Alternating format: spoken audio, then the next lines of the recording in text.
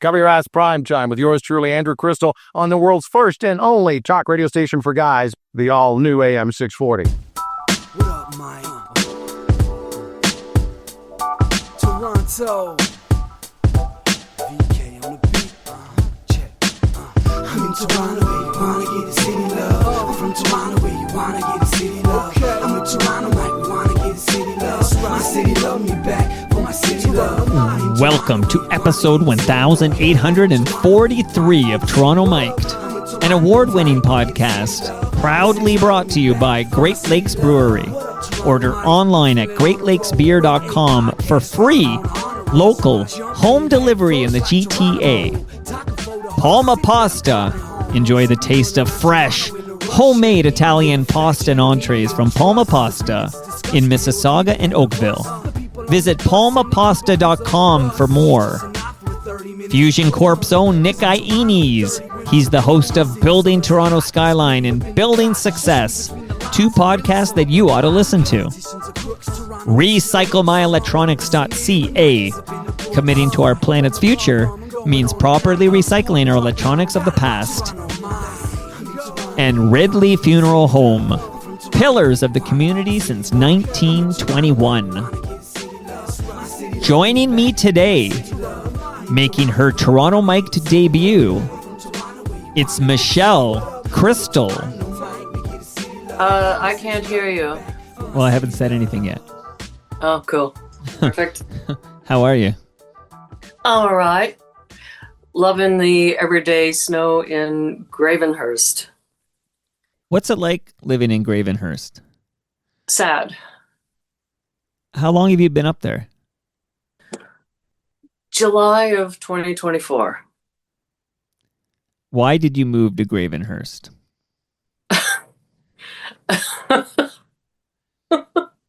Yes. Why does anyone that is not, so rich that they can afford some sort of like fourth home there live in Gravenhurst? But it's because I'm developing with a business partner of mine the land that Andrew had signed over to me. It's west of Burkes Falls. And it's in the middle of nowhere, literally. But it's being developed under his name.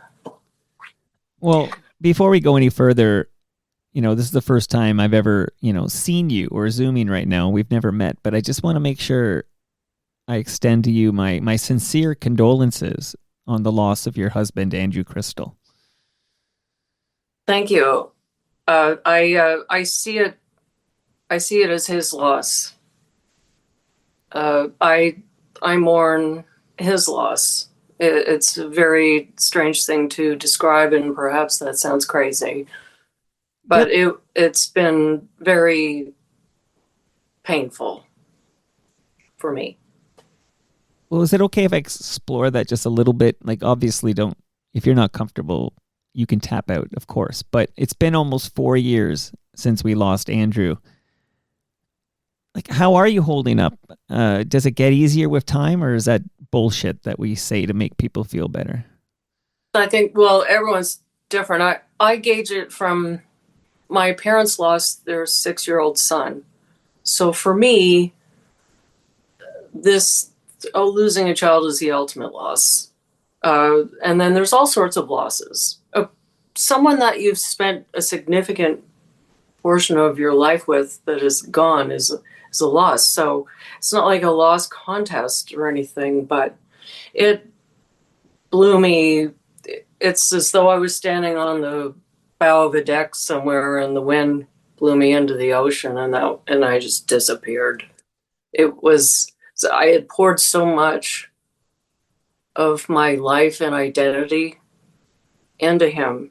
And so I don't know what's worse, because it feels like I've lost a significant portion of my life, but then I also mourn his life and what he could have done in addition to what he was at the height of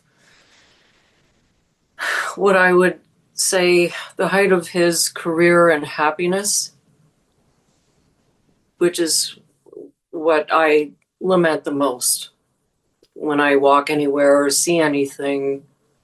I want to, or even today's politics. I mean, this whole thing with Donald Fart, I don't even know what his show would have looked like with the second Donald Fart term, to be honest with you. I don't know how. He might have had to check himself in for therapy because it's so, it's the upside down world. Michelle, I just want to give the listenership a little context here. So could you share with us how and when you met Andrew Krystal? Yeah, I accosted him at his, he was, it's a long story. How much time do we have? I'll make time for this story. Okay, so I had what is sort of regarded as a cushy job during my naval service as a 2-year tenure to drive the Commodore around and also accompany the Commodore at sea. What's the Commodore? I'm so stupid. What is that? The Atlantic Naval Fleet, Okay. which is now apparently gone back to the Royal Canadian Navy. Okay. Anyway, long story longer, I'm sitting in his car with the flags, waiting for him to finish a meeting. Then I drive him here and there. And so obviously this is a very boring job. The job being sitting in a car waiting for someone for 3 or 4 hours. So I started shuffling through the channels and stumbled across this News 95.7 show, which apparently Andrew was hired there in 2005. And as soon as I heard it, and I have nothing to base this on because I'd never heard talk radio before, but I couldn't believe what I was hearing. I couldn't believe the voice. I couldn't believe the topics. I couldn't believe the intelligence. And I couldn't believe that it was just so much easier to sit in the car for that long during those periods of time, being 9 till noon. And so this goes on. He had a contest to win tickets to the Rolling Stones in the Halifax Commons. So he had put it out to callers. Well, tell us your funniest story about how you think Keith Richards hurt himself in whatever exotic island he was on. And I said he fell out of a coconut tree because of his Tahitian swimmer's itch. And I'm pretty sure that was the funniest call-in, but he didn't like it, and he gave the tickets to someone else. Well, the concert got rained out. I mean, it still went on, but everyone stood there in yellow raincoats, as they like to do in Nova Scotia, and it was horrible. And he was at the concert with his then girlfriend. So in later years, I was like, haha, on you. So it goes on because that's not even how we met. I was on the HMCS Athabascan during a tour from hell. About 80% of the ship's company was sick. Some of us were still able to, walk. And there was this talk show host from Ottawa on there and he had a show called Nick at Night. And I thought, I'm going to use this as an excuse because I'm in the men's mess at night playing Risk with this guy and poker and whatever else we were playing. And I'm like, I'm going to use this as an excuse to meet Andrew. So I emailed Andrew from the HMCS Athabascan saying, oh, I'm here. I'm so-and-so. I'm on board the HMCS Athabascan with this individual. Maybe we could all get together when I get back ashore. And he said, yeah, that's great. It's a great idea. So I show up at his planned, yes, we'll meet on this date. I want to say it was a Friday at noon when the show was over in the lobby, and he's a no-show. And It was a Friday, definitely, because I went home for the weekend forlorn.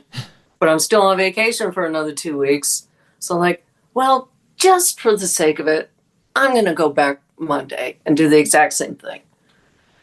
So on this particular Monday, he didn't duck out the back door. He thought I was like some sort of Navy diesel dyke and really didn't want to meet me. Anyway, so there I was on the Monday, and he looks at me, and from what he said later, he gave his receptionist shit for not telling her that. Well, let me read between the lines. Okay, you're quite the looker. No, I'm not. No? Maybe at that time. Well, I mean, I can he see you on the thought. Zoom. You're still very attractive, but the bottom line is he didn't expect you to be hot. He expected a 400-pound diesel dyke that wanted to move in with him right away. That's what he thought. So is it love at first sight? What happens next? That was crazy, as dry cleaning was showing up at my apartment in no time. And we had this apartment. He liked my apartment better because I lived right beside Starbucks. But his apartment had the good view. Okay. So I ended up relinquishing my apartment and moving in with him. And then the rest is what it is. When do you move with him back to Toronto here?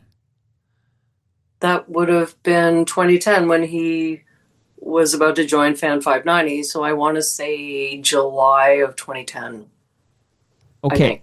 Okay. So just for the listenership, I need to just cover a few lines here. So basically, you don't know Andrew Krystal during his MOJO Radio years.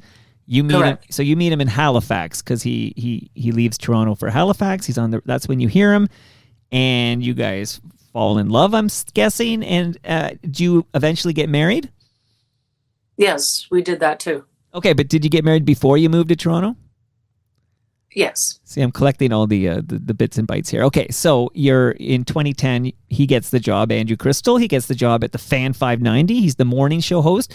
Kind of a controversial hiring in the world of Toronto sports media because Andrew Krystal, not exactly known for his sport. He could talk about anything. He's a big Leafs fan. We'll talk about it. But, this was a surprising hire, and it didn't last particularly long. But then he went and did other things at Rogers, like City News and different things here. So let me just ask you, because I produced the Humble and Fred show, and Howard was tight with Andrew Krystal, and he would talk about these legendary parties. Like, are you involved with these like New Year's parties and stuff, the Krystal parties? I didn't know that it had landed on the circuit of discussion. Yes, that was my inception. It was a maritime thing, really. Or, it would be Maritimers or any political legislatures or whatever does these things. And I'd said to him, let's have these New Year's Day parties. Like, nobody does it. They're fun. Everybody wants a hangover cure. And they became just this crazy mix of young and old. I mean, I'm talking, it can't be Home Alone young and people, octogenarians, let's say. Well, boxers, politicians, everything. It was crazy. It was craziness. In and out the door. These parties ran about 18 hours long. Well, that's again, I never had the pleasure of being invited to one of these parties. I didn't know that you existed. No, I'm not going to blame you, that's for sure.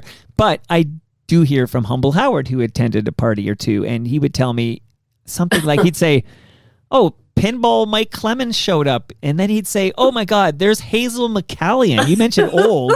That's as old as it gets. Yeah, George Chavallo and the Weasel,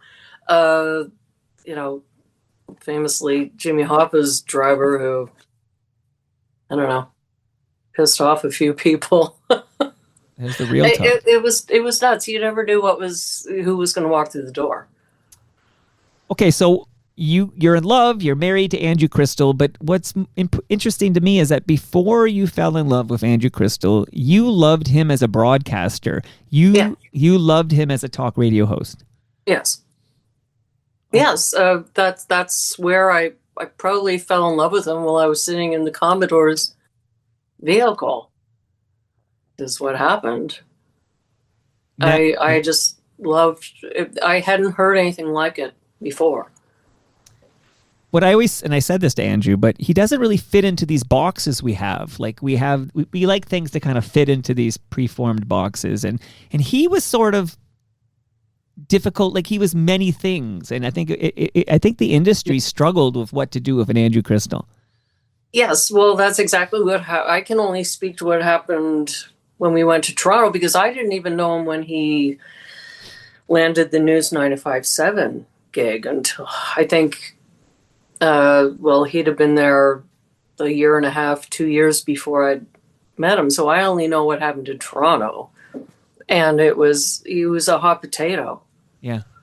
For sure. And I guess, I don't even know if I'm allowed to say this, but what got him out of Fan 590 was making a comment about Brian Burke's personal situation. And of course, back then, Brian Burke was the general manager of the Leafs, so Brian Burke got in his car exactly the next day, straight to Fan 590 Rogers at, Mount Pleasant and Bloor. Yep. And that was the end of Andrew's tenure at Fan 590. See, I had no idea. Yeah, that's what happened. And somebody threw him a line. But see, this is a weird time for Fan 590 back then, because they were going through hosts like toilet paper. They had no identity. I can't even remember the general manager's name. The program manager. Don Collins? Yes. And so he's juggling all these balls. Nobody likes anything. And people were getting shuffled and fired and humiliated all over the place at this point. So it was a really weird time for the station then. And I do remember, so after he leaves, and I can't remember if that's when Greg Brady and Jim Lang show up. I think they come in after Krystal. I can't remember if I have this right, but I know before. At that point we weren't paying a whole lot of attention because Andrew had landed a spot on City News. Well, which is interesting to pause there, because Rogers gets this call from Brian Burke, but they don't toss him out of the company. They just take him off the airwaves, the sports radio airwaves. But, City News is owned by Rogers, if people don't know. Yeah, exactly. Yes, of course. And he did some amazing stuff on City News. I'm sure Cynthia Mulligan and Avery Haynes loved him. Roger Peterson probably, and I'm remiss to forget the other person's name. But he'd do crazy stuff, like he would go out on the streets as a panhandler I think he did it for a week. It was at least a week, panhandling, and reported on the neighborhoods that were the most lucrative. And apparently the so-called Mink Mile, as it used to be called, between Bloor and Avenue Road, is the least lucrative place to bum money. Interesting. And I remember to this day the statement at towards the end of, it's not really a documentary, but a docu-series. And he said, the people that have the least give the most. I'm not surprised. And there was this disgusting heat wave, and all the men on the program were expected to still go out and report on their 3-piece suit. And I don't know who else was involved in this, but the broadcast went out that night of him standing knee-deep in Lake Ontario, broadcasting about the heat in Toronto, in his suit, I might add.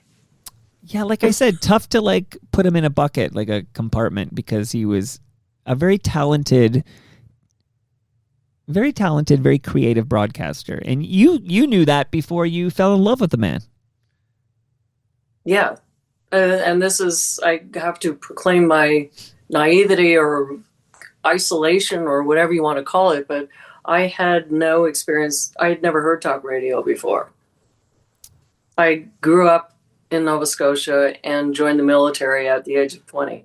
And I certainly wasn't listening to talk radio. No, they don't tend to get a lot of 20-year-old listeners. Well, I was out in the middle of the woods on exercise or deployed, so there wasn't a whole lot of television or radio in my life during those years. So did you retire before you moved to Toronto? Like you're not currently with the Navy, obviously. No, I served in the Army and the Navy for 15 years, and I left when I met Andrew, basically. I was like, yeah, I think it's time to move on. And I mean, again, we talked about how you're quite the looker. We've already established that. But I should also point out, you and I are basically the exact same age. Which is to say, I think what I'm trying to say is that you're no Hazel McCallion, okay, Michelle? You are very, very young. Well, I would also like to say that I don't think I'm good looking. That was what Andrew had said to his receptionist. But yeah, I'm 52, so okay. Didn't you say no? I'm a year older than you. Well, I'm born in 1974. Are you 1973?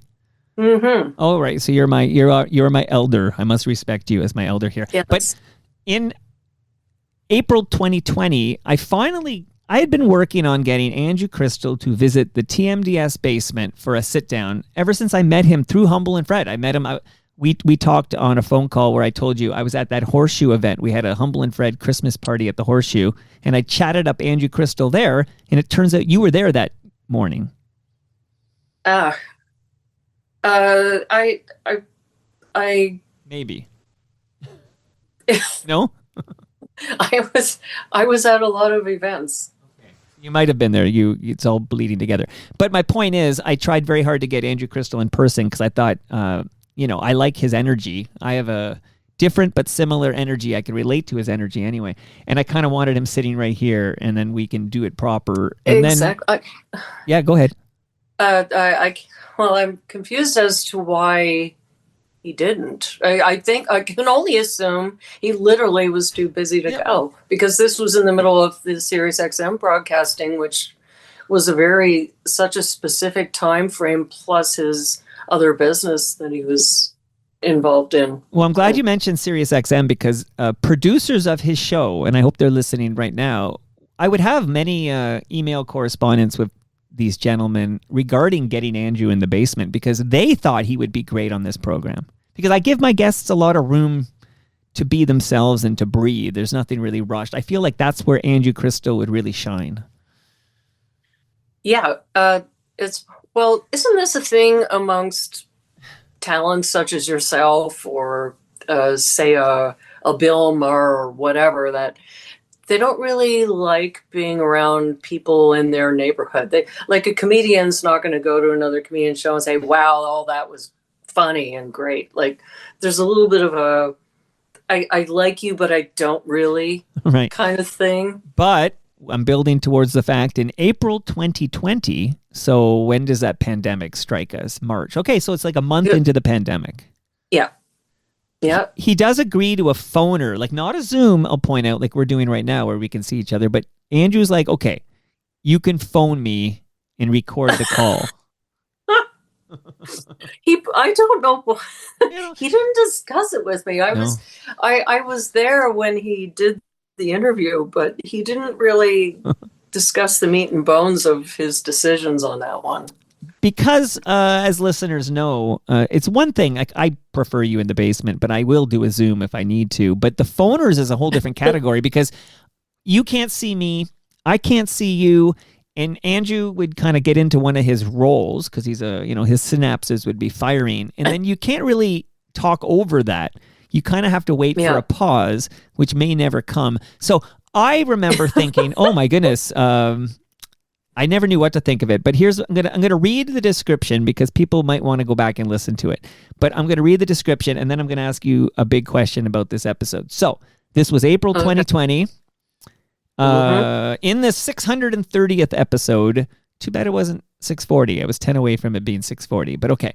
In the 630th episode, Mike chats with broadcaster and marketer, we haven't really talked about that yet, Andrew Krystal, about his years at MOJO Radio, being the Fan 590's morning show host, speaking with Rob and Doug Ford at City News, his show on Sirius XM 167, and so much more. So we chatted for about 70 minutes. Did you, Michelle Krystal, ever hear that episode of Toronto Mike with your husband, Andrew Krystal?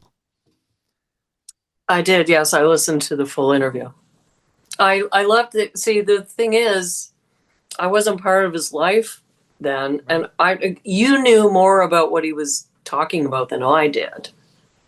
I thought it was a very humble yet, what's the word? It was, I thought it was sharp. I thought he had some observations that some people wouldn't say out loud. Without a doubt, which is refreshing, and a podcaster's wet dream, but we know, I don't know if that's an appropriate expression for this, but it definitely is refreshing when your guest sort of tells it like it is.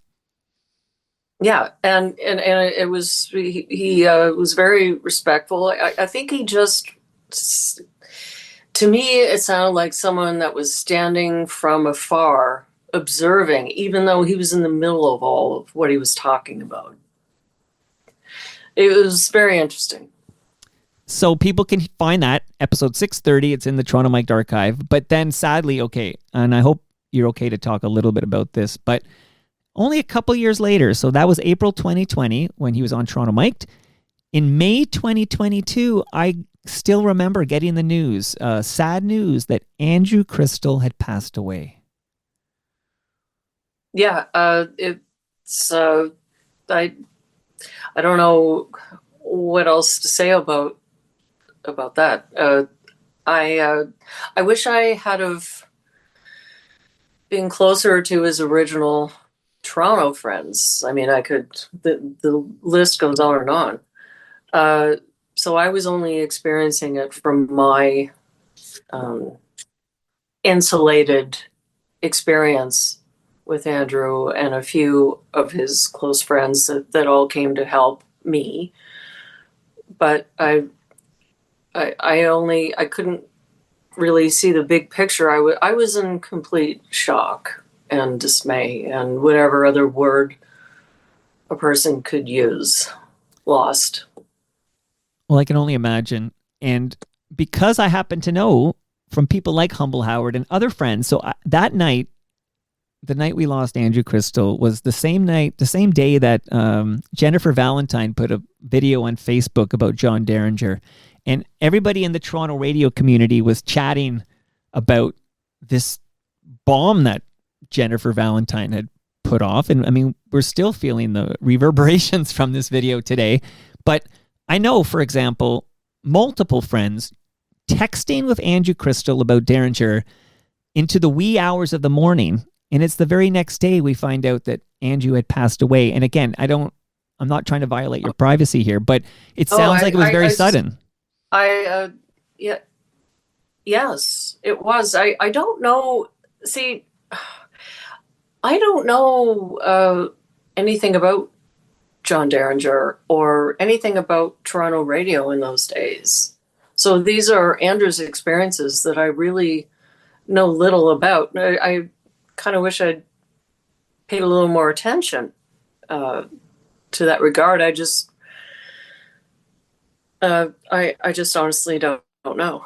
I think that, to my knowledge, there was some sort of, what I observed was that it seemed like none of the stations wanted to plop Andrew anywhere for any long period of time. And I don't understand why. But I don't have the inside. Well, I can tell you why if you want to know why. Okay. He's not a controllable asset. No, I'm being serious, because we had similar situation with Humble and Fred at Sirius XM, where there are compliant company people who will deliver like safe product is what they're, typically it's a cable company. It doesn't have to be a cable company, but because Chorus is not a cable company. But when you have an Andrew Krystal, there's a risk, an inherent risk, and these big conglomerates, these media companies are risk adverse. Uh-huh. Yeah, I know. It's very sort of Real Housewives of pick your state and city. It's very backstabby. I know that just from my outsider observations. Very backstabby. I don't think I'd ever feel comfortable in one of those jobs like, okay, honey, let's go buy a villa in wherever. I feel like I'd be on my toes all the time. But I mean this as a compliment to Andrew, which is he wasn't safe because you weren't sure what he might say and do next, which I think makes for an exceptional broadcaster in terms of entertainment. That's what I seek. But if you're Rogers or Bell or Chorus, you're allergic to that. Yeah. Well, I mean, I don't think Andrew would fault me for saying this, but he crossed the line with the Brian Burke thing. I don't think there's anyone in radio that knows the comment I'm referring to would disagree with that. It was too much. And his style is a little too philosophical for a sports network. But that being said, I mean, would I listen to anyone else about what's going on with hockey or football other than Andrew? No, I wouldn't. Andrew knew everything about hockey and football, the two big deals there. Football, as in soccer, he wasn't he's outside his lines there, but Rogers didn't care. It was all about the hockey. Oh, and baseball. Sorry, I missed that one. So the triumvirate, the football, the baseball, the hockey. He had everything there is to say or know about it. Definitely. Well, he's a well-read, knowledgeable guy, and he's not afraid to share his opinion, which he can craft. And again, maybe he wasn't a good fit at the Fan 590. I remember thinking that it was maybe not an ideal situation for Andrew Krystal, but I had no knowledge of this Brian Burke situation. And I know you're not going to tell us the specifics, but I mean, there's a couple of big Brian Burke things that popped into my head, and I don't know which one it is, but you can't give us a clue what we're talking about with the Brian Burke comments, can you?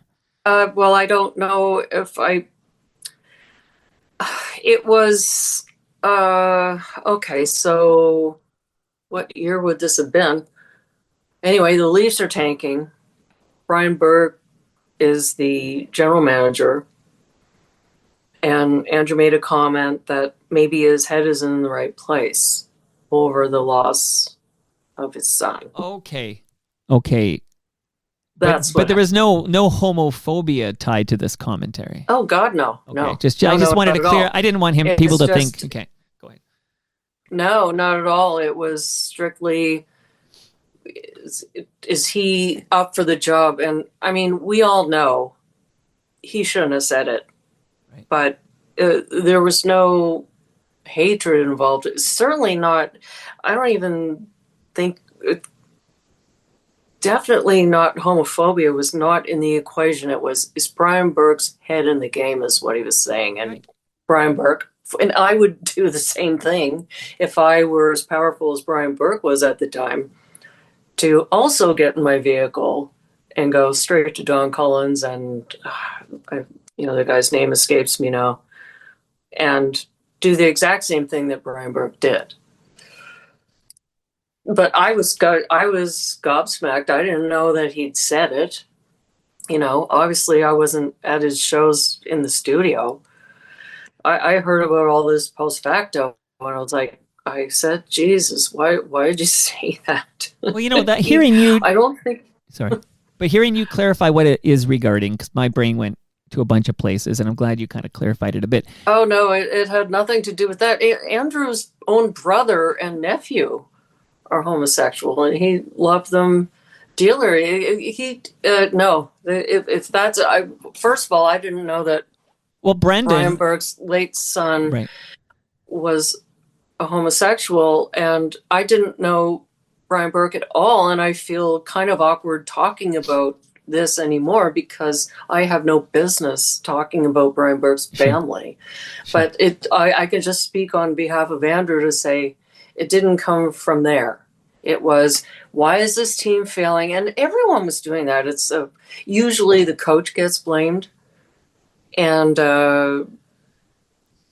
so it was a finger pointing, and he took it a little too far. And the finger pointing was too personal. And I agree 100% that he should not have said it. But at the same time, hearing it, what it was, it doesn't sound to me like it should have been like a third rail situation because, you know, you said off the top, the greatest loss, and this is debatable, but you said it, the greatest loss you can experience is the loss of a child. And yeah, that's a devastating loss that Brian Burke suffered. Yes. So I actually, you know, he shouldn't have said it, and I think that's where it all ends. But I'm surprised that would be the impetus for removing him from the airwaves. It sounds like he just needs to apologize. Well, there was a stew going on at the station before Andrew even walked through the doors. The whole station was a mess. They were just, I don't know the analogy to use. They were just throwing things up in the air and seeing what they could catch. They had no plan. It was a disaster, and I think, to my recollection, at least 2 other hosts filled his spot after that, if not 3, until they finally decided what they wanted. It might have been Greg Brady, who's the current morning show at 6:40, and it might have been Greg Brady and Jim Lang. But again, well, I'll have to dig into the archives and remind myself of all of that. But that might have been because I know that they have the job until they decide to go and get Dean Blundell, which was a disaster unto itself. And Andrew Walker had already replaced Jim Lang, but now I'm boring you with the whole history of the Fan 590 morning shows, which, as you said, is very lengthy here. But I do, and again, Michelle, you can just say no comment, and I'll be very satisfied with that, of course. But are you able to share what happened to Andrew that night? Like, it sounded like it was very sudden, but we don't actually know in the public realm what killed Andrew Krystal. He had heart failure. Jeez. That's plain and simple. Again, sorry for your loss. Now, that's almost 4 years ago. You shared with us off the top that you're missing your husband, Andrew. It sounds like this is not you can't replace that, right? No. No. Like I said, there's his loss, which I consider almost every day. He's in my dreams every night. And then there's my loss. And my loss is to put it coldly, a 15-year investment down the toilet. So I can only imagine how other people feel about their loss and just the unthinkable, like it's losing a child that is 1,000 times worse. Your child is your investment. You've poured your whole life into raising someone, nurturing them, being with them, talking to them every day, and then they're just gone. And they're part of your self-identity, really. So 15 years of my self-identity just got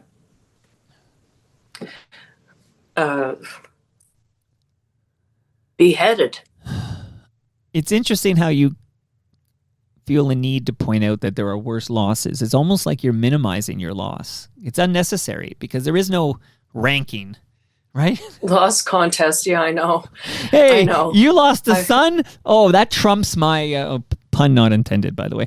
This trumps my loss of a 15-year relationship. Like, that's not how life works. Loss is loss. You suffered an immense loss. You could plunk 5 people at a bar stool, and one's going to say, I just tripped over this goddamn curb, and my wallet fell out. I dropped my phone on the sidewalk, and now it's all cracked. And then the next person down the bar stool is going to say, oh, you think that's bad?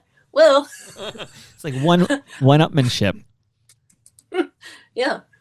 Jeez. Okay, so now you were living downtown because I kept hearing about these parties. I was never, but why would I be? I'm just joking. I shouldn't have been invited to the parties, so it makes sense I'm not invited to the parties. Had I known you, he knew so many people. I don't think he could keep track of it, really. It's not like he had some sort of, it was all in his brain.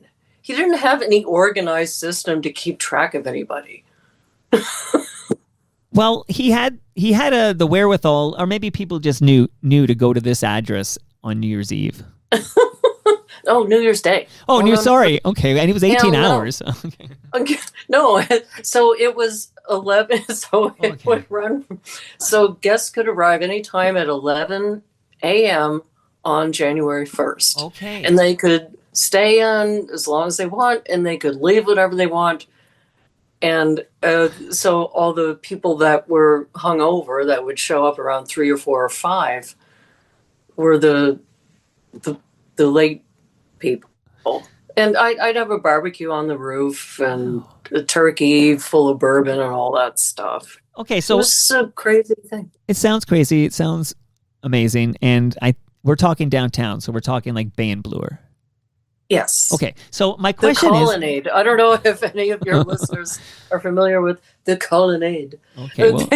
They now I sound like an old lady that used to live at the Colonnade. Well, you can't be an old lady because you're my age, so it's impossible.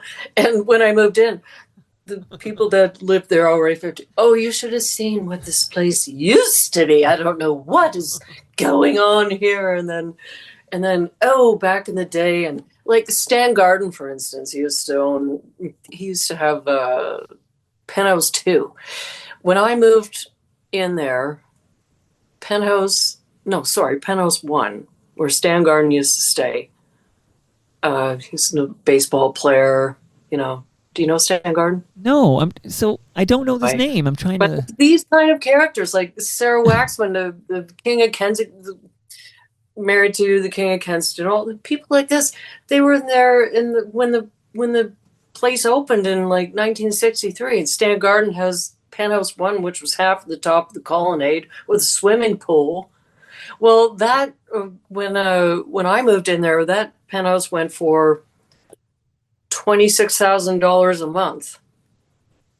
And Stan lived there back when the place opened. So I don't know, what was he paying? $2,500 a month? Who knows? And this is pre-COVID, obviously. It's pre-everything. It's pre-whatever. Right. The Bloor Street was at its finest. And these people just started mourning the loss of the building's integrity, and the fountain got torn down, and every time we went in the elevator I'd hear another sob story about how awful the place was turning, until I turned into one of them when even further degradation happened in the building. I turned into one of the old people in the elevator complaining about what the place used to be. Okay, so on our way to getting you to Gravenhurst, so when Andrew Krystal passes away suddenly, do you feel like his many, many, many friends and acquaintances, are they there to offer condolences and to be there for you, Michelle? Yeah, of course, they all did. There was a memorial held. Unfortunately, I'm not on any social media, so I'm not able to keep personal connections with people. But yeah, everyone that knew him and knew of what happened was there in support. Definitely. So what happens that is it simply that you were missing the double income to keep the place at Bloor and Bay, or what caused you to move to Gravenhurst? Like I said, just to be in more close proximity to the land that Andrew left me. He had signed over to me, actually, that myself and my business partner are working on. To develop, and it's actually going really well, and it's under Andrew's name. The company's called Krystal Nature Preserve, and there's finally going to be beehives up there this year. That was the whole point, just beehives. You got to see this movie I just saw called Begonia. Oh, Why does that? Well, it sounds familiar. Well, it is nominated for Best Picture, so it's not exactly. In this year's Oscars. Yeah, it's not exactly flying under the radar. I know. I sort of lost my love of going to the theater with Andrew's passing. Andrew and I would always go to the theater. We were famous for. He and I would take about 10 to 15 minutes to decide if we were going to stay in the theater or not. The movie had 15 minutes to grab us. And I can't even count how many movies he and I walked out of, and we would just get a film credit for the next run of walkouts. And sometimes we stayed if it was actually a good film. I think that's the way to go. Like, give them 15 minutes. If the movie is not to your liking, go see something else. I don't think a lot of people know this. You can walk out of the theater in a reasonable amount of time and say, I hate this movie, I don't want to be here.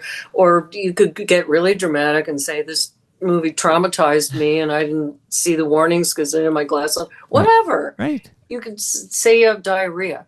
They'll give you a movie credit.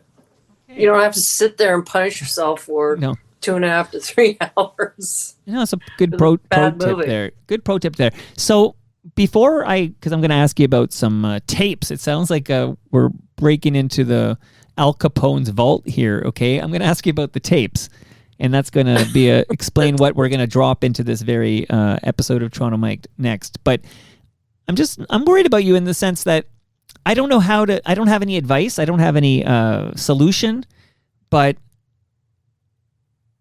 Andrew's sadly gone far too soon, and I can feel through this Zoom, I can feel your loss. And I just want to make sure you're okay. I am. Well, I mean, it depends. Like, are we talking okay on paper or okay? No, fuck the paper. Fuck the paper. Now? Like, no, it's horrible. No, I'm not okay at all. Are you talking to somebody though? Like, are you speaking to? Yes, I have support. Unfortunately, I've had to go to therapy over this. Well, you say that like it's a negative, but that because I resent having to pay for something to hear somebody tell me what I already know. It's annoying. It's true, right? Because therapists are not covered by OHIP, but psychiatrists are. Yeah. Yeah, so it's kind of annoying because if someone else walked up to me and said what I say to the therapist, I would know what to say to that person. Right. So we're in the grocery line and she says, well, I just this and that, and I would know what to say to her. So why do I have to pay $250, $300 an hour to have someone tell me what I already would tell to somebody else? It's just ridiculous to the point where it kind of zeroes itself out. Grief is what it is. The only thing that really sticks out in my mind about grief that I hear over and over again from other people is that everyone grieves differently. And so I've had some people tell me, I'm living in the past, let it go. I called a friend about this, I don't know, let's say it was a year ago, and I was bawling, and she said, this was 3 years ago, what's wrong with you? All over the spectrum, like, it's, some people just want to brush it aside and move on, and I don't disparage those people. I just can't do that. I don't want to get up in the morning and just not talk about him or acknowledge him or dismiss his life. I can't. That's not in me to do. I was raised a Catholic, and it was always do unto others as you would have done unto you. And when I pass away, I don't want to be forgotten. I don't want to everyone just goes upon their life and never mentions my name again. I wouldn't want that to happen to me. Well, that's a perfect segue because I wonder aloud here if you have any concerns that Andrew Krystal's legacy, Andrew Krystal, the man, the broadcaster, that he's being forgotten. Well, people like you are abating my fears. You are kind enough to or enthusiastic or interested enough to do this, which means he's still here. So with people like you, other people that care, that are willing to, no matter who they are, to just keep talking about the person, keep laughing about something they did or complaining about something they did. So they matter, they exist. Everything they wrote, everything they said, everything that we all do on this earth matters. And it matters that people remember it. So that's how I personally feel. So obviously, anybody can go listen to episode 630 of Toronto Mic'd and hear Andrew Krystal back in April 2020. That's going to be, online forever. But what I think is very interesting is what we're about to share with the listenership. And I'm hoping you'll give us a little backstory. Was there a vault or some kind of a crate or something? Tell us what you encountered and how we recovered this audio. It was part of Andrew's effects that when we met was, when we decided to condense our lives together, whatever you want to call it, mixing the egg and the yolk. Right. And this was just part of his stuff, is these cassette tapes that probably Victor Machado slapped together. So we're talking, 1980s cassette tapes these things were on. And they just went from us, from Halifax to Toronto. And I lament that I didn't do something about them sooner, because what a hell of a stocking stuffer that would have been. But so post-mortem, I did approach, as you know, Doug Thompson about transposing these into a form that could be shared with other people. So that's what happened. Okay, so Doug Thompson, and for listeners who they think, I think I know that name. So Doug came over to share the history of 1050 Chum as a top 40 radio station in this market. So that's Doug. He was on. He brought in some great audio as well, so we could celebrate 1050 Chum. But he's the guy you went to with these cassette tapes. So we're just talking about your traditional cassette tapes you'd listen to in a Sony Walkman. We're the same age, so I know we both rocked the Sony Walkman. And Doug digitized. Well, my parents weren't that they didn't have the dollars to fling around on a Sony. Oh, you had a Sanyo. It was, I don't think I had one at all. Oh. I had a... No, in fact, I am entirely certain that I did not have any version of one of those. Okay, well, I'm blessed in that I had a Sony Walkman on me for all through high school and into university. But Doug Thompson digitized these tapes, so basically he ripped them to MP3. So I was able to, I think Doug shared this with me, or you did, I can't remember now, but you shared an MP3 with me.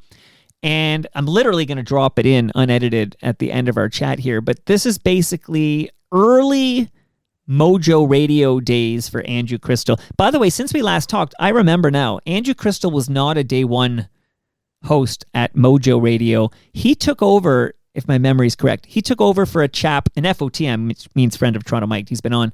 His name was Ripken. And Ripken got fired. Uh-huh. So okay. Andrew, but it's pretty early. By the way, we talked about this with Ripken, but Ripken got fired for anti-Semitic remarks he made to Humble Howard. So it's all at a hockey game. So it all comes full circle. But okay, nothing's like a good old-time Canadian hockey game like anti-Semitism. Right, and that never mind the hot dogs. Right. No, listen, and that got. He went back to Winnipeg, I believe. He's from Winnipeg. But Ripken left MOJO, and Andrew Krystal took over, I believe. When I get in trouble for saying it seems like there's a lot of racists in Manitoba. You're not going to get in trouble with me, but you speak for Michelle Krystal. I want to let my friends in Winnipeg know.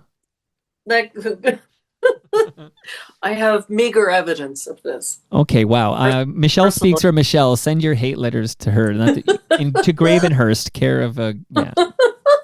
Gravenhurst. So, okay, so we have this this audio of Andrew Krystal on MOJO Radio, which people might remember was talk radio for guys. It debuted in it launched in early 2001. And then a couple of things that really worked against MOJO Radio, talk radio for guys. One thing is 9/11 happened and people got very serious. And MOJO Radio was not really that. So, and then secondly, I just want to remind the listenership that there was a sex scandal, a pedophile sex scandal at Maple Leaf Gardens, and Ken Dryden came in as president of MLSE, Maple Leaf Sports and Entertainment, to basically to make sure that they changed the branding and image of Maple Leafs so that it was not related at all to what happened at Maple Leaf Gardens. But Ken Dryden would be in his car after a Leafs game, which was on 640, and would hear a sex show, and he didn't want anything sexy tied with the Leafs because of that scandal. And you talked about Brian Burke, so now we're talking about Ken Dryden when he was president. But this was a significant detail that Chorus had the rights to the Leafs game, and they were airing the Leafs games on 640, but they weren't allowed to be, risque and sexy, even at adult times, because Ken Dryden wouldn't stand for that. And that was a big reason why MOJO died. Well, based on, the broadcast you're going to air does not reflect the bulk of the material that went out on that broadcast. To try and, some of it, especially with Epstein.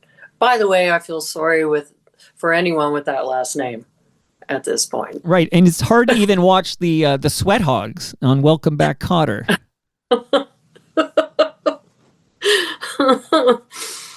Yeah, it's bad. So there's a lot of sketchy material in there, but just from his stories, I couldn't even bring myself to listen to what you're about to air until a few weeks ago.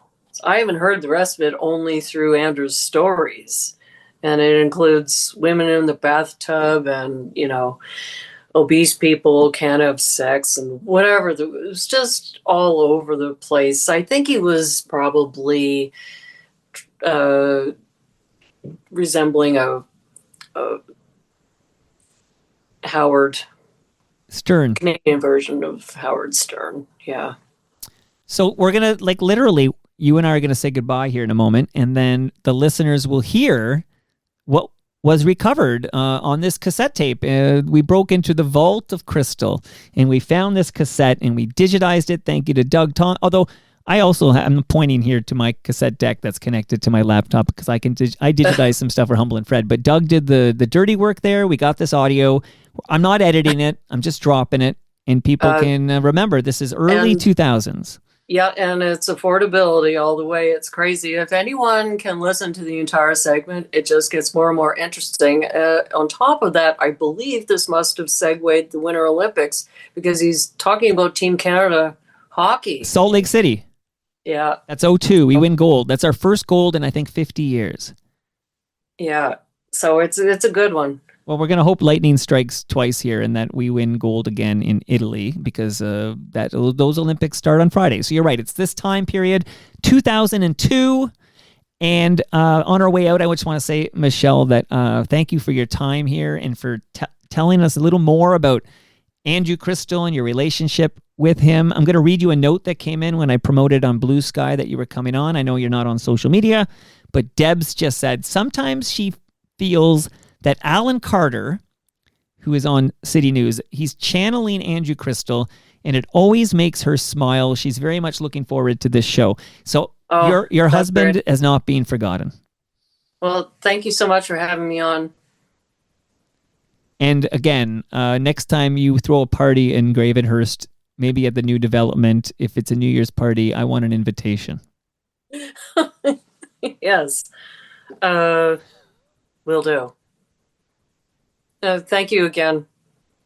Thank you. Nobody really called him anything anymore. He had a son. Up north somewhere now. Long time ago. Carl knew this might be his last night on the street. His body told him. Only thing really that talked to him now is body. Funny almost.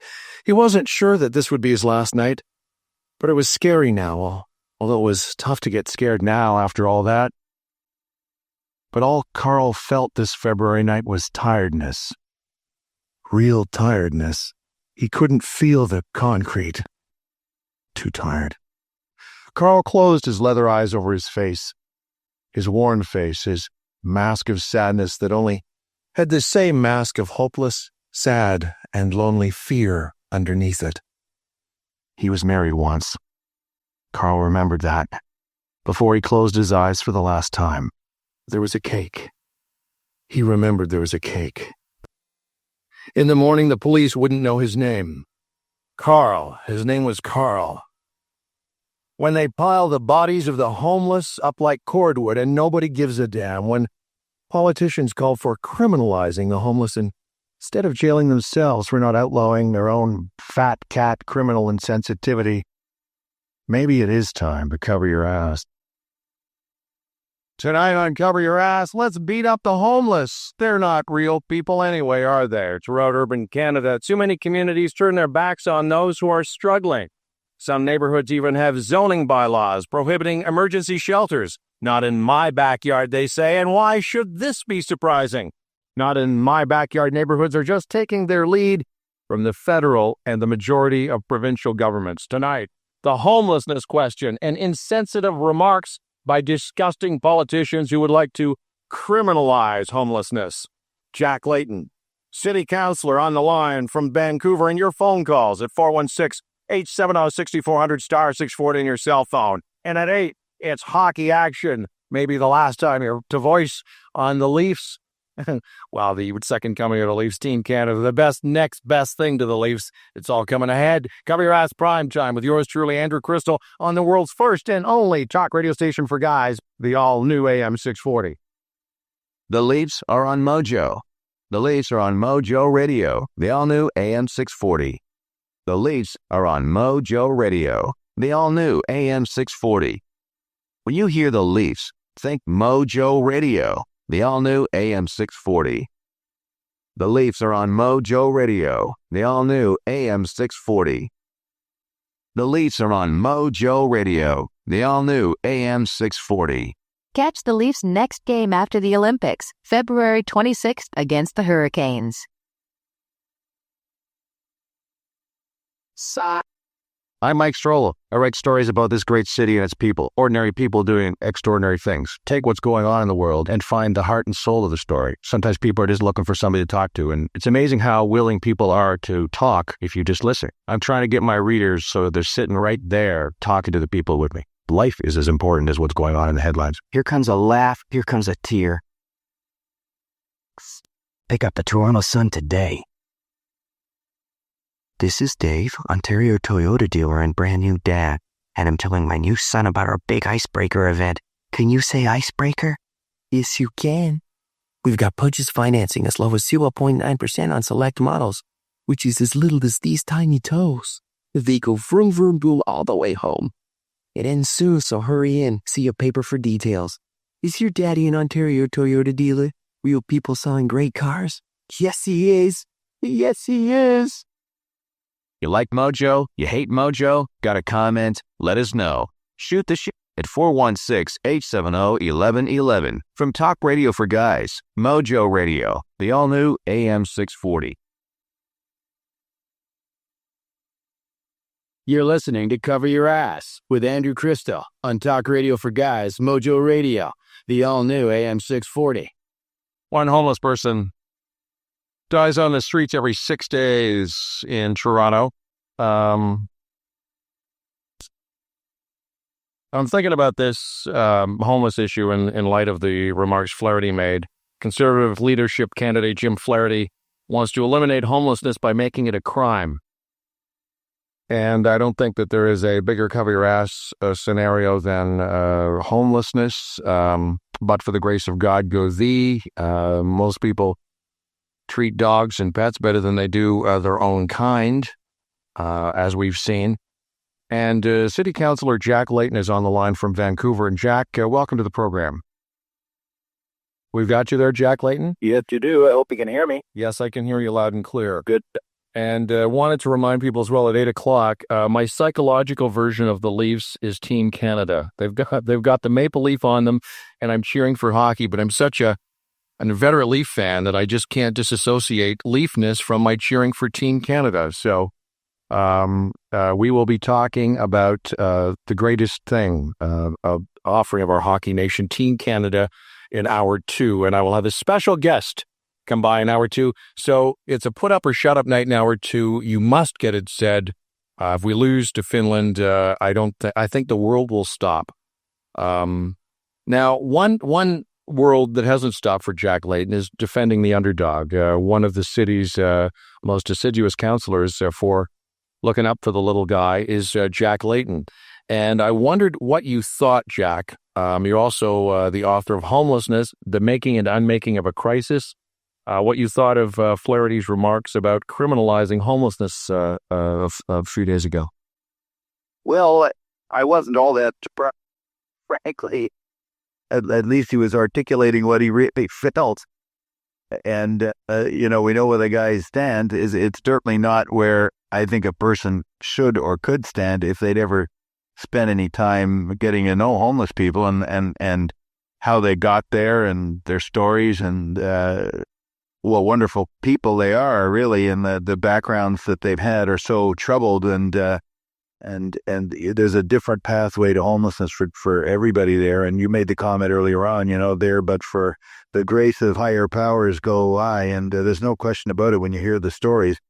The idea that because you don't have a place to live, you ought to be called a criminal, that's like saying that the poor ought to be criminals, because with a full-time minimum wage job in Toronto today, you'd take home about $1,000. Well, it's pretty well nigh impossible to find a vacant apartment for $1,000. So if you're a single person with a kid or two, or for that matter, I guess a couple can make it, only barely.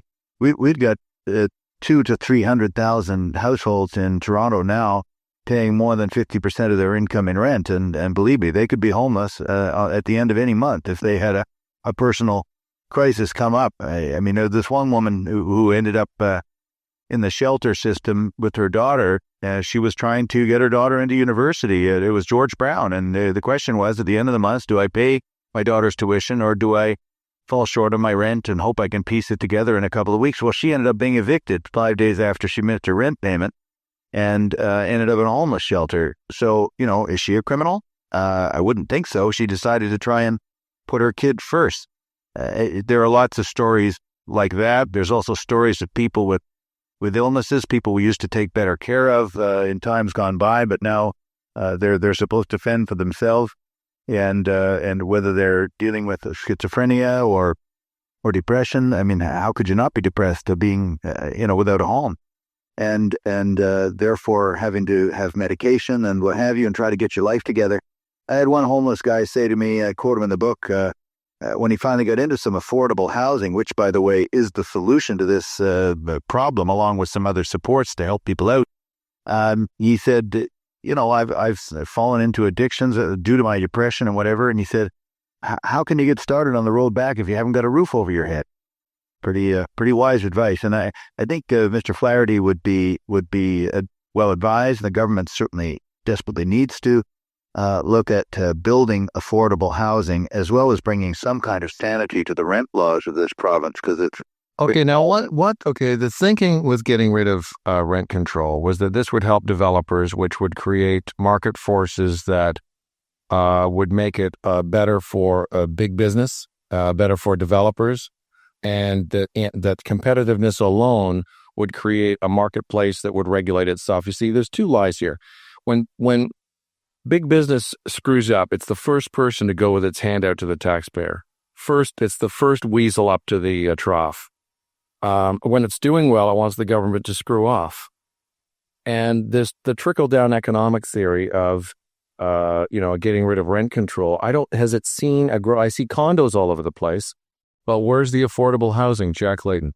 Well, it just plain hasn't been built, and you've popped a needle into that balloon of the mythology of the trickle down and so on.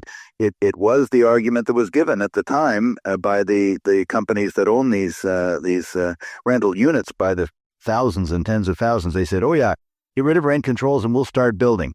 Well, the moment that was done, then they said, "Okay, but now we need you to get rid of the GST on rental housing." So then that was done. They said, "Well, now we need you to get rid of the development fees on rental housing." Okay, so that was done. Then they said, "Now we need you to lower property tax." You say, wait a second, you guys. It's just like you said. And they're not building the affordable rental. And now I'm glad to say that some of them have been courageous enough, I guess, in their industry to come forward and say, actually, the truth is that people who are only earning $600 or $700 a month or even $1,000 a month, we can't build a housing unit that would house those people because the mortgages and construction costs and the profits that would be involved take the prices up over and above that. And they're building condos, yes, and some of those do get rented out, but at high rents. And the result is that we're not getting the lower income housing. And finally, some of them have come out and said, actually, all along, we did need government to build some of the very low income housing, for seniors, for low income families, the kind of mixed projects that you see down in St. Lawrence, co-ops, nonprofits.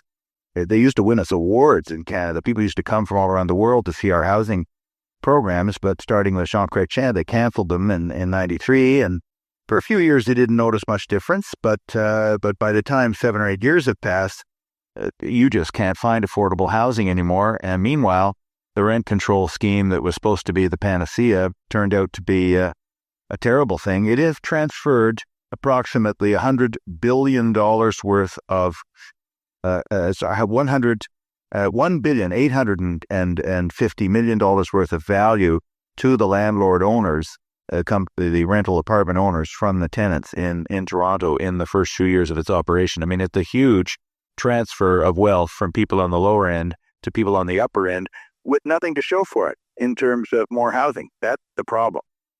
You're listening to MOJO Radio, the world's first and only talk radio station for guys. The all-new AM 640. On the line from Vancouver is Toronto councillor Jack Layton. He's the author of Homelessness, The Making and Unmaking of a Crisis, a fighter for the little guy.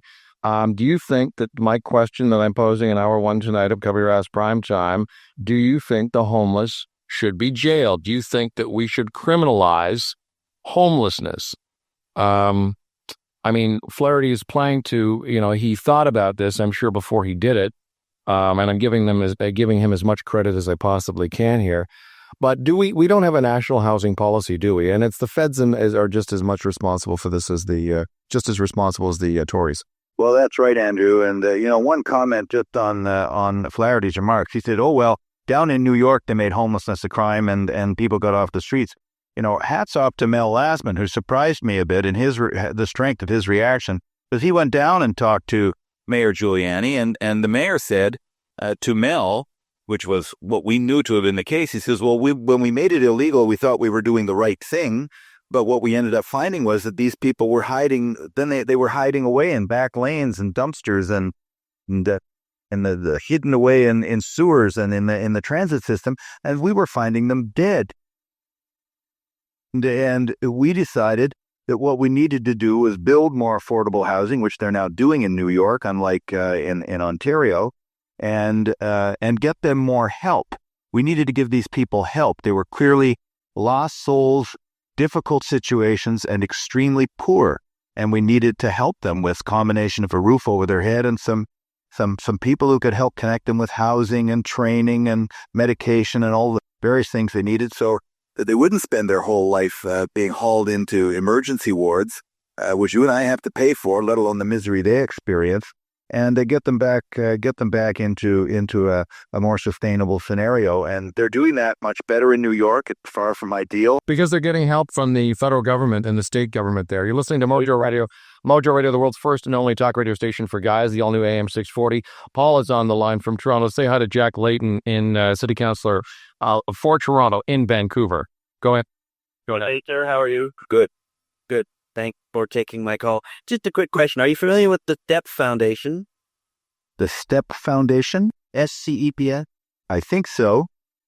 Why don't you bet? I think there's a couple of different STEP programs, so I want to be sure I've got the right one. It's the one that was based in Houston, Texas, now in Atlanta, Georgia, etc.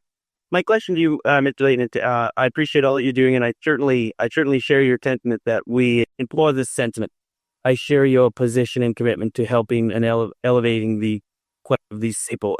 One thing that concerned me is that it's neither an either or sentiment; it's a both and. Can you speak to the issue of helping people up out of the gutter, but helping those people become self-sustaining? I know, but some of them can't be. I mean, let's face it. I mean, the whole from a scientific rationalist perspective, we're not all created equal. We're only created equal under the law. That antecedent is religious, and we're a post-Judaic, post-Christian society now, where God formally has, our interpretation of what God is, has less involvement in the state. But so our whole, we have two things going. We've got this rational argument going of consumerism, and we've got this spiritual argument going, which has lost its spiritual value, but which is supported by the law that all men are equal. And I think that, whether you believe in God or not, and I have mixed feelings about it, the right values are expressed certainly by the great religions, and we're showing ourselves to be a godless, satanic, evil, cold-hearted, bastard state. When you get weasels like Flaherty making comments like this about the homeless, I mean, who is he talking to? These Harris Tories, I don't know what hole that these monkeys crawled out of, what cesspool of discontent. It's shocking to me. Where have we gone from the Trudeau Just Society? How far have we gone away from that, Jacqueline? What about putting empowering? And I don't want to launch off into this discussion of U.S. political movement, but what about the faith-based movement where we empower those organizations who've got a long history of commitment to social justice? Well, the U.S. is, the U.S. has commitment to? Guns. What's social justice in America? The middle class has been squeezed. The big years of American glory were when the middle class was at its zenith and we didn't have so many millionaires. Did you know that? 45 to 65. Is Captain Layton right to have a chance to respond here? Well, actually, Andrew's raising an important point, and if you look at the cold, hard statistical information, it's quite scary to see what's happening in the cities all across North America, and we're a part of it, even though we proclaim to have a somewhat different value system. And that is that the bottom third of the population is actually losing its purchasing power and ability to get by. It's not a question of just getting less of growth. It's actually, in an absolute sense, losing out, and the bottom tenth is losing the most. And the top third is gaining. The middle is hanging on by their fingernails. And we are ending up with this sort of polarization. And so one of the things that happens is if you're working away with some people who are homeless, they're in a shelter, you connect them with job programs and what have you, but then they go and get a full-time job at a minimum wage, assuming they can even get full-time. These days, they offer jobs at minimum wage on a part-time basis usually to avoid having to pay for the benefits that would help you get through rough times. And then you can't piece together enough income to get housing unless you double up or triple up. Now, people can say, well, wait a minute, when our grandparents came to Canada, they had to double up. I thought we'd gone a little bit of a distance from that. And of course, they were able to build up at least some ownership, in their home and whatever, and became their legacy and their retirement protection. All of that is disappearing for hundreds of thousands of people in our community. And I look now at the senior women who, worked all their lives in the laundry at the hotel or whatever, minimum wage or just a little bit more, and with virtually no pension at the end of the day and a government pension of $800 or $900, they got nowhere to live. I mean, there's no seniors housing being built for these people who built our country, and instead, stereotypical notions of the homeless are put out there by people like Flaherty, suggesting that somehow people like this could be criminals. It really is shocking. Well, it would be nice if we could legislate bad things away, like we could legislate ignorance and insensitivity and a lack of education, or just people that don't want to have a heart. It'd be nice to educate. But here's some other issues about homelessness. If you don't care about these guys, if you would drive over a frozen body in your SUV, listen to this. We've got tuberculosis back on the streets in Vancouver. If we don't look after the homeless... And Toronto. This will come to eat away at the corpus of not just the body politic, but our own bodies. You're listening to MOJO Radio, the world's first and only talk radio station for guys. The all-new AM 640. Homelessness is the topic. Should we jail them? Shoot them? get rid of them by legislation? Or should we criminalize insensitive politicians? MOJO Radio, the world's first and only talk radio station for guys. The all-new AM 640 counselor Jack Layton on the line from Vancouver. This is Andrew Krystal, and this is Cover Your Ass Prime Time. Back in a minute with your calls. You're listening to Cover Your Ass with Andrew Krystal on Talk Radio for Guys, MOJO Radio, the all-new AM 640. To reach the show, dial 870-6400 or star 640 on your cell phone. To email the studio, type on air at mojoradio.com.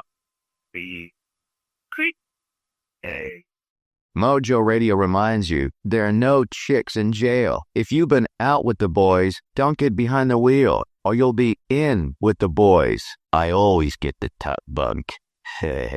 Get your official MOJO Radio Don't Drink and Drive, No Chicks in Jail window decal at all MOJO events and appearances. Slap it on your car, and remember, don't drink and drive, because there's no chicks in jail. You ever been traded for a bag of smokes? Don't drink and drive. Don't drink and ride. This message from the Ontario Federation of Snowmobile Clubs and Talk Radio for Guys. MOJO Radio.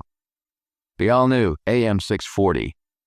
Anyone can get a job. Only SciTrain can help you build a career with IT training and the exclusive SciTrain certification guarantee. Get certified by Cisco, Microsoft, Oracle, or study towards a Ministry of Education approved diploma in network management technologies. Act now. Call SciTrain toll free at 1-888-771-3026. Call now and get your textbooks free. SciTrain Computer Training. Visit them online at scitrain.com. This is what sex is like with an ordinary condom. This is what sex is like with a Durex sheet condom. Feel what you've been missing. Set yourself free with the condom designed for excitement. Durex sheet condoms for super sensitivity, so you can enjoy all love's pleasures. Now, safer sex doesn't have to feel that way. Set yourself free with Durex sheet condoms. Let's see. Niedermeyer, Stevens, and Lemieux. No, wait, Domi. You want Domi over Lemieux? Yeah, he's worth more. Domi? Yeah, he's in better shape. He's sharp in the corners and just all over. He shines. Besides, Lemieux's got gum stuck all over him. Hockey cards. Buy 'em, sell 'em, trade 'em. Online at ebay.ca. Just log on and register. How about this Lindros card? Nah, the top's all banged up. ebay.ca. Sports collectibles? Got it. You know what I like about taxes? How it takes a really long time just for some guy at Revenue Canada to realize some of that money's mine. Yeah, that's why there's H&R Block. They've got this thing, cash back. They'll get you your cash back in 24 hours or less, guaranteed. Because I'm guessing you'd like that money now. Cash back from H&R Block. It's a way to get your money in 24 hours or less, guaranteed. Visit hrblock.ca or call 1-800-HR-BLOCK for the office nearest you. H&R Block. Just plain smart. Restrictions apply. Participation varies. Ripken, middays from 10 to 1. Talk radio for guys. MOJO Radio, the all-new AM 640. Now remember, at 8 o'clock, it could be that we're talking about the eve of maybe Canada's last game. Hopefully not, but this is the greatest hockey nation. So, hey, this could be your last chance to put up or shut up with your opinions on Team Canada. The stories within stories. Lemieux, Quinn, some of the guys with their plus minuses, you'd be surprised. Also, I've got a special guest hour too. Special guest. And without that guest, Team Canada wouldn't be the same. So we'll have that for hour 2. Right now, very pleased to have Jack Layton. I don't have you for too much longer, Mr. Layton. Jack Layton is a prominent city councillor, the author of Homelessness, The Making and Unmaking of a Crisis. He is currently in Vancouver. Quickly, what are you doing in Vancouver, Jack? Well, we're at meetings here on how to make our cities more sustainable places, both environmentally and socially. So homelessness has come up numerous times, and we're calling for a national urban strategy. We're one of the few countries in the world, especially of the G7, the G20, the G whatever, that doesn't have an urban strategy. Our national government has tended to say, well, that's the responsibility of the provinces. And of course, the provinces are just to walk away from most urban issues these days. I can speak from experience in Ontario, and of course, they've just come down with a budget here in BC that's very similar. So So our cities are sitting there struggling a little bit, and we're sharing ideas on how to be optimistic. Paul, I've got Paul on the line from Richmond Hill. You're live on MOJO Radio, the world's first and only talk radio station for guys, the all-new AM 640. Please address my guest, Paul. Oh, good evening, and thanks for taking the call. I'm one of those Harif Tories that was just attacked by Andrew in his little diatribe for the break. I'd like to offer up a couple of comments from the productive sector that pays the tax, that support all of the left-wing clever little ideas that come up within their study session. Go ahead. I don't believe that if for a moment you accept the argument that it's society's role to house people who have no housing otherwise, why do we have to have it in the most expensive city in Canada? If we are going to house people, why do they come to the most expensive center? If we're going to house them when they're not working anyway, why in Toronto? Can't it be in a cheaper place? That's one argument. The other is, I'm going to keep you on the line here. I'm not going to hang up for you just because you're on the side of the devil. Go ahead, Jack, respond to Paul's from Richmond Hill's first assertion. Yes, well, and Andrew's remarks were rather extraordinarily blunt. That is true. We don't even use words like that on City Council. But I do want to say that the whole question of a community housing its people is, I think, something we need to think about as a goal. I mean, I think that we would all want to think that we would live in a community that would ensure that everybody had a roof over their head. The senior citizen who's worked all their lives and can't afford an apartment in Toronto. Now, you ask a very interesting question, which is, what about having some of the housing, at least, in other parts of the country? I would support that. And in fact, an awful lot of people would like to be able to go back home and get some support to get their lives back together and what have you.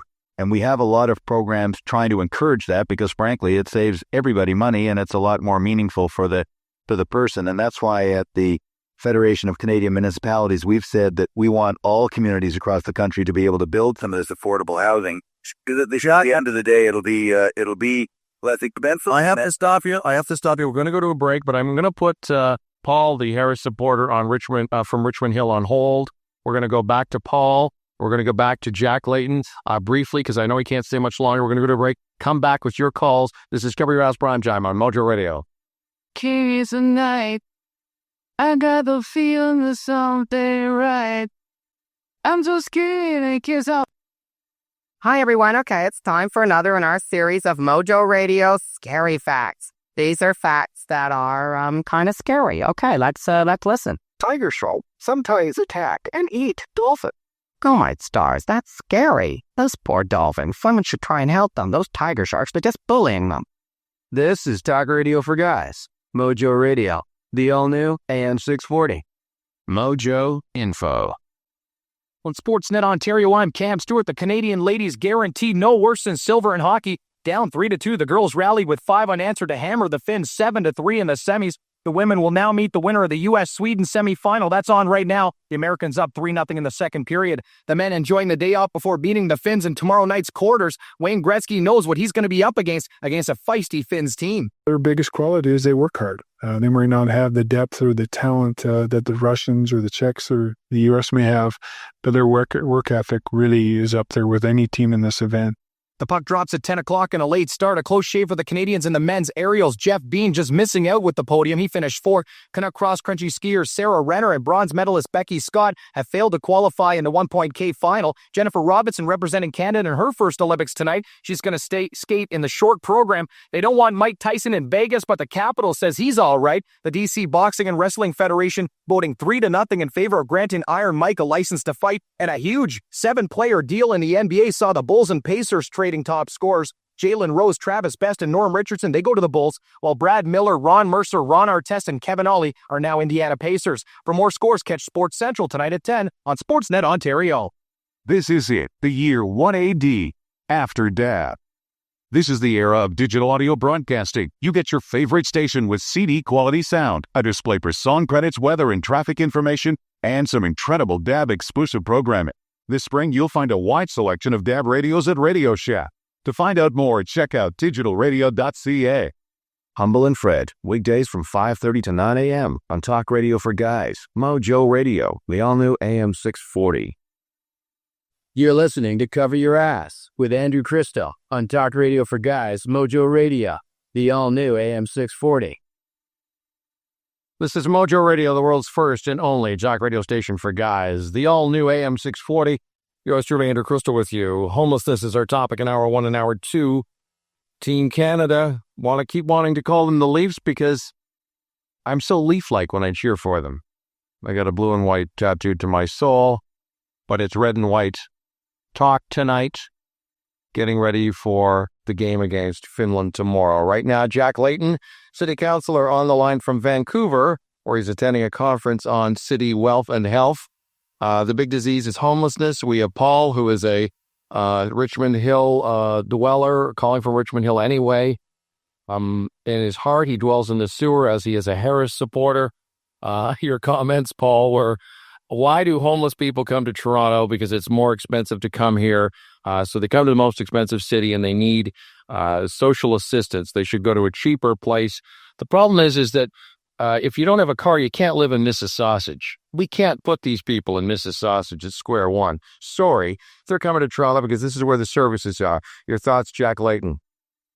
Well, you made a good point. It is where the services are. Most people come to Toronto not to become homeless and hang out in the shelters. I mean, anybody who's stayed in one of these shelters knows that it's tough. And in the out of the cold programs, which are the sort of shelters of last resort, these folks are shoulder by shoulder with blankets over them on 1-inch mats. It's with strangers coughing around them. Some of them with TB. It's frankly pretty scary.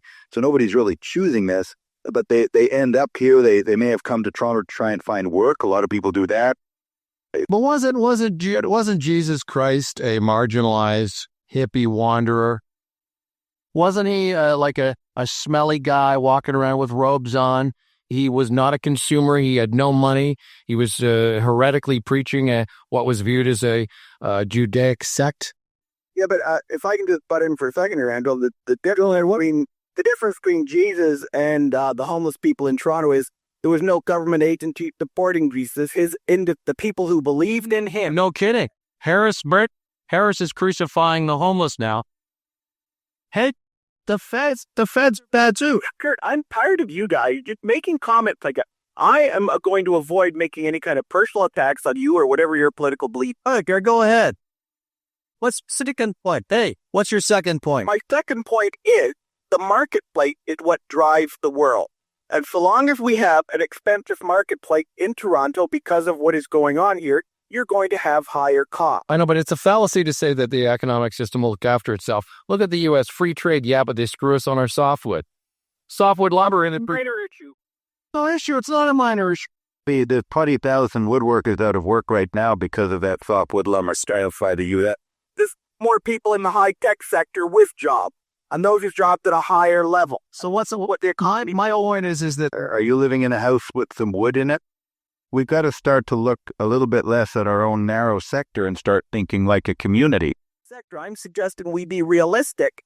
And I think unrealistic for the huge, as certain magazines like Frank refer to them, the chattering classes, to go on and on and on about the things society should do. When if you added all of that up, there's quite simply not enough wealth to do all the good that everybody demands of a government.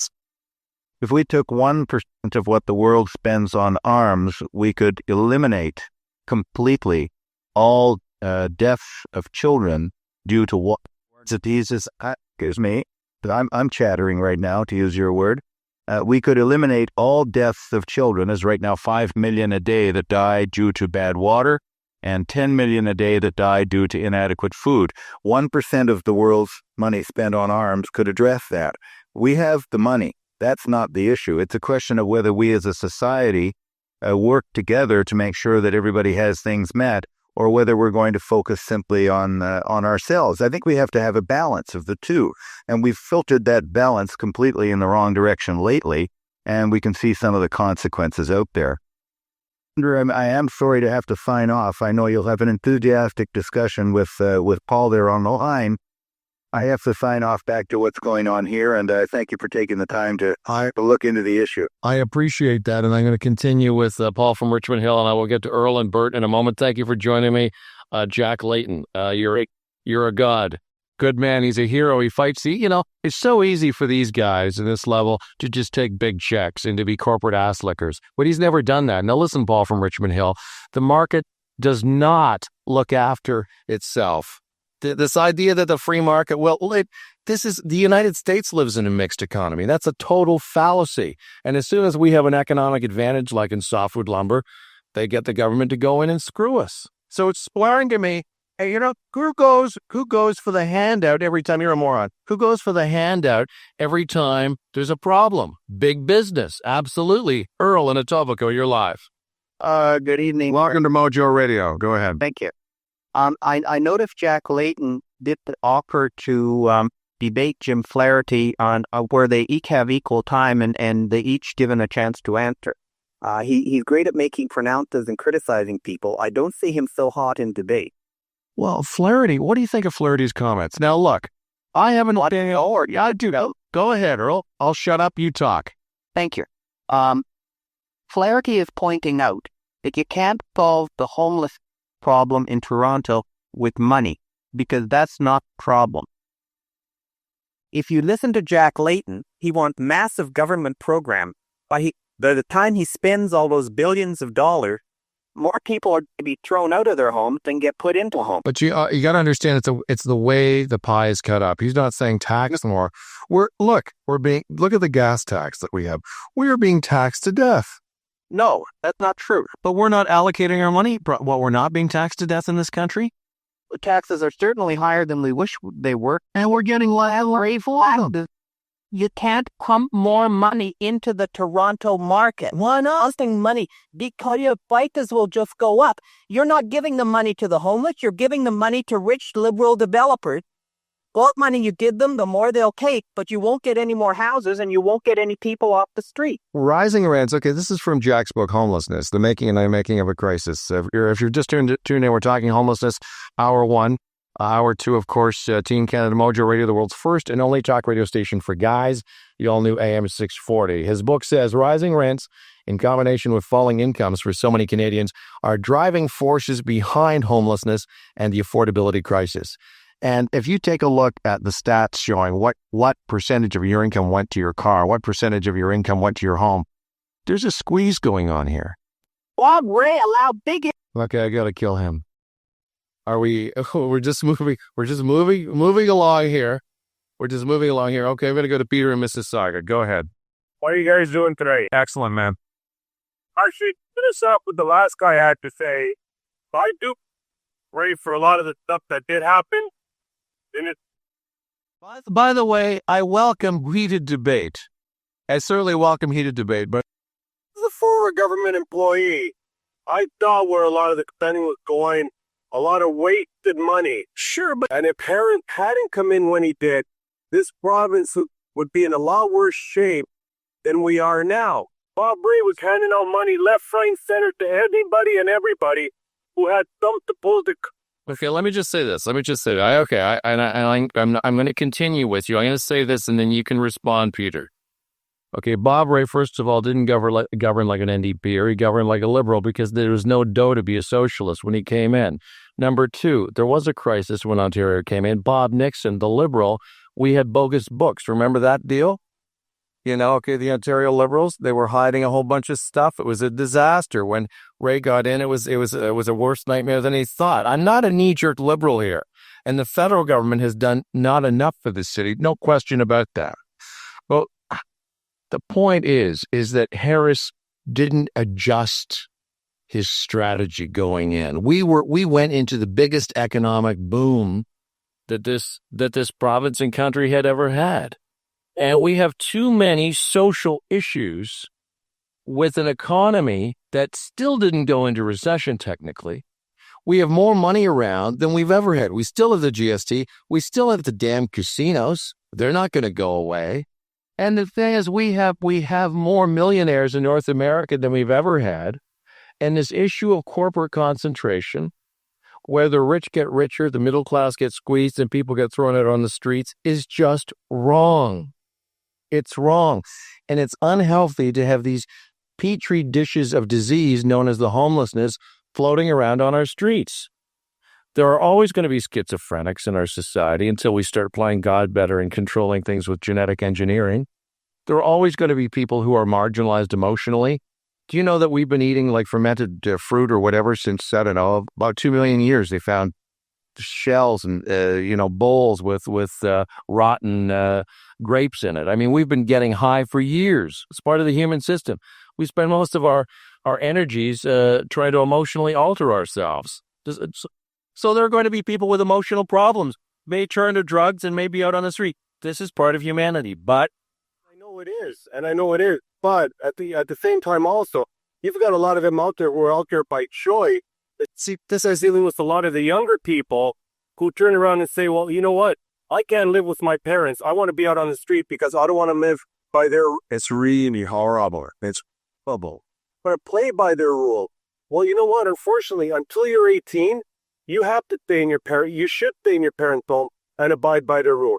If not, go out, get yourself a job. I agree with and vie for yourself. And plus, him is coming in at the time when he did. Like I said, the whole thing is things always have. It goes back to the old adage: things have to get worse before they'll get better. If we had let anything get worse, Peter, we can't let people die. I know what you're saying, but we can't let people die on the streets. You know that. They are. But they are. They are. Really? And you live in Mississauga. You live in Mississauga. I have to walk over. You live in Mississauga. I have to walk over them. 870-6400 *640 on your cell phone or 870-MOJO. This is MOJO Radio, the world's first and only talk radio station for guys, the all-new AM 640. I've got a special guest at the top of the hour, and it's all about Team Canada, the red and white. They're not the Leafs, it's Team Canada. But it's... we don't have the Leafs now. This is all we have to cheer for. And we only get it every 4 years. So I want your opinions, Toronto. I want to talk hockey from 8 to 9. But right now, it's homelessness to the top of the hour. Where to die in the name of... Gonna go to the place that's... Where to lay it down to back that going up to Styrian Stair. MOJO Radio presents the Pearlie's Classic Car Collection, a salute to American performance. The Classic Car Collection at the Auto Show, featuring a 1962 Fuelie Corvette, 1970 Challenger TA, and future performance classics like the 2002 Viper Coupe. Meet the MOJO models and check out the awesome cars. The Auto Show, now through February 24th at Skydome and Metro Convention Center. Keep listening for your chance to win tickets from Talk Radio for Guys, MOJO Radio, the all-new AM 640. If you want to reduce your payments by refinancing your mortgage and you need any type of repairs on your home, then visit Aston Whitehall at WeRenovate.com. With our renovation funding program, you can get a variable rate mortgage starting at 1.9%, or combine your other debts into one low-interest renovation loan, even with little or no equity. That's WeRenovate.com or call 416-367-8370. Aston Whitehall Van Albert serving you. It's over. Another one in the books for the hometown team. Yet somehow something's missing. No matter, the Armchair Athlete's post-game routine is set. Cool down, replenish fluids, then channel all that emotion. Hello, you crazy kids. I'm Mike Dope along with Jamie Campbell. A concise wrap-up beginning with highlights, interviews, and analysis of Leafs, Raptors, and Rock games. Sports Central, your team first to Ted. 7 nights a week on Roger Sportsnet Ontario. Be there. And now, the business of sports, only on Talk Radio for Guys, MOJO Radio, the all-new AM 640. I'm Bruce Parker with the business of sports. Well, so far in these Winter Olympic Games, it looks like the ones who are going to cash in are Jamie Salé and David Pelche. Yeah, they got ripped off on the ice, but you know, the hearts of Canadians are with them, and advertisers will line up big time to sign these two for endorsement deals. Salé, plain and simply, is a hottie. In fact, she's in my top 3 Olympic hotties, along with Katrina LeMay-Doan and Shaylin Bourne. Just wait for all the post-Olympic commercials to come out. Forget Brittany or any supermodel du jour. You're going to see a lot of Salé and Pelche over the next few months. Sorry, José Chouinard. There's a new Queen of the Ice, both in figure and speed skating. And oh, do I love our Canadian girls. Business of sports, only on Talk Radio for Guys, MOJO Radio, the all-new AM 640. The home of the NHL in Canada, Talk Radio for Guys, MOJO Radio, the all-new AM 640. Pick up your official Don't Drink and Drive, No Chicks in Jail window decal at all MOJO events and appearances. slap it on your car. And remember, don't drink and drive. There are no chicks in jail. Only from Talk Radio for Guys, Mojo Radio, the all-new AM 640. This is Mojo Radio, the world's first and only talk radio station for guys, the all-new AM 640. He's giving you the booze. You wanna die to rape from this bed. Is what you gotta do. They got the food. We pile the bodies up like cordwood in the wintertime. They are called the homeless. Should we jail them? That's what Flaherty wants. Go to the phone lines now. Bert in Toronto, you're live on Mojo Radio, the world's first and only talk radio station for guys, the all-new AM 640. Hello. Hi, Andrew. Love your show. Cover your ass. Thanks. Thanks, man. I love doing it. Listen, it's a real privilege to be on the air. I appreciate each and every moment. And that brings us to the end of our 1,843rd show. Go to torontomike.com for all your Toronto Mike needs. Much love to all who made this possible. Again, that is Great Lakes Brewery, Palma Pasta, Nick Ienes, RecycleMyElectronics.ca, and Ridley Funeral Home. See you all Friday when my special guest, live in the TMDS basement studio, it's Tara Sloan.